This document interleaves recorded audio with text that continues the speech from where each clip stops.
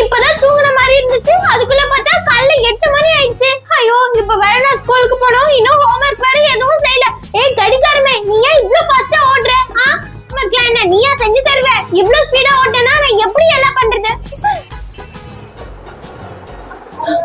Monica, Monica, மணி 8 ஆச்சு பாரு, சீக்கிரம் எழுந்து கிளம்பு. என்ன ஸ்கூலுக்கு போற ஐடியா இருக்கா இல்லையா?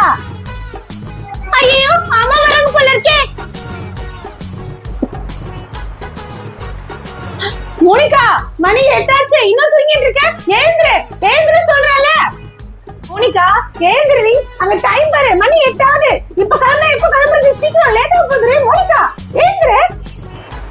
அம்மா, ஸ்கூலுக்கு போகணும். ஆனா ஒண்ணும் இல்ல, அங்க டைம் ஆகுது, ஒழுங்கா கிளம்பு.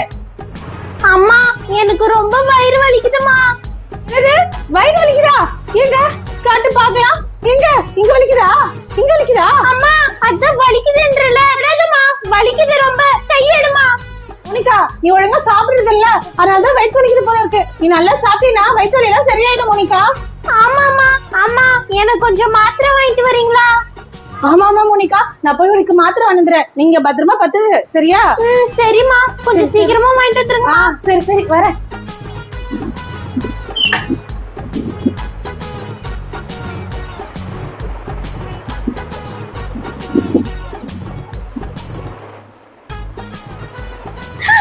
அட, அம்மா மாத்திரை வாங்க போயிட்டாங்க. நமக்கு ஸ்கூலுக்கு போறதுக்கும் டைம் ஆயிடும். இன்னைக்கு நமக்கு கன்ஃபார்மா லீவ் தான். சரி. அம்மா வரதுக்கு எப்படியும் லேட் ஆகும். அது வரைக்கும் நம்ம கொஞ்ச நேரம் கேம்ஸ் விளையாடலாம்.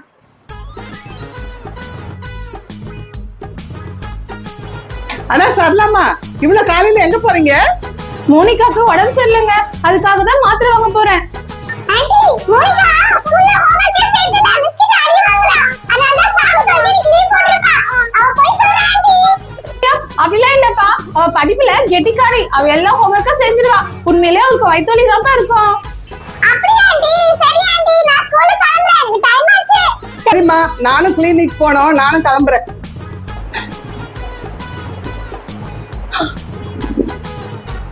ரொம்ப நேரம் கேம் விளையாடிட்டோம். அம்மா எப்ப வேணாலும் வரலாம். அப்புறம் அம்மா வரும்போது நம்ம கேம் விளையாடிட்டு இருந்தோம்னு அவங்களுக்கு தெரிஞ்சிச்சுன்னா நம்ம நடிக்கிறோம்னு கண்டுபிடிச்சிடுவாங்க.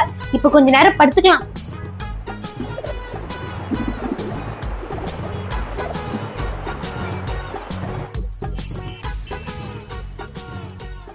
மோனிகா, எழுந்துரு, இந்த மாத்திரை எழுந்திருக்கேன் பாரு.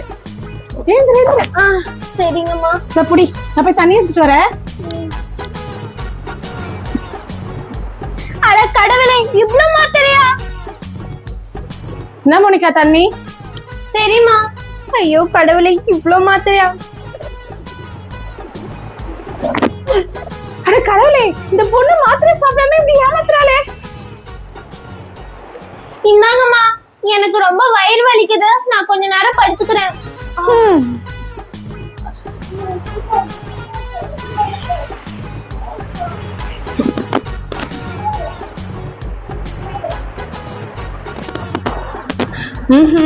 இப்பதான் புரியுது, ஐசக் சொன்னது கரெக்ட் தான் போல இருக்கு. இவ ஸ்கூலுக்கு போகாம தப்பிக்கிறதுக்கு இவ நாடகம் ஆடி இருக்கா. இரு இப்பவே உன் வயிற்று வலிய போக்குறேன். ஹலோ ஐசக் அம்மா.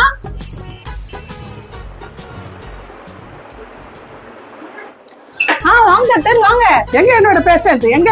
அங்க உள்ளதான் படுத்திருக்கா, வாங்க. வாங்க டாக்டர், வாங்க. இவங்கதான் உங்க பேஷண்ட். அம்மா, இவங்க யாரு? மோனிகா, இவங்கதான் வயிற்று வலிக்கு ட்ரீட்மெண்ட் பார்க்க வந்த டாக்டர். நீங்க ட்ரீட்மெண்ட் பாருங்க.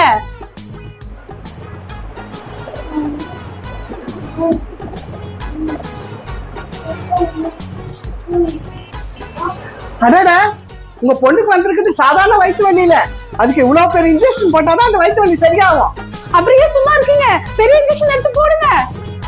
ஐயோ, இன்ஜெக்ஷனா? எனக்கு வேணாம். இந்த பாத்துக்கிட்டே நிக்கிறீங்க, இப்படி வந்து கைய புடிங்க. இப்படின்ற வலிக்கெல்லாம் நான் ஊசி போட்டுறேன். சரி.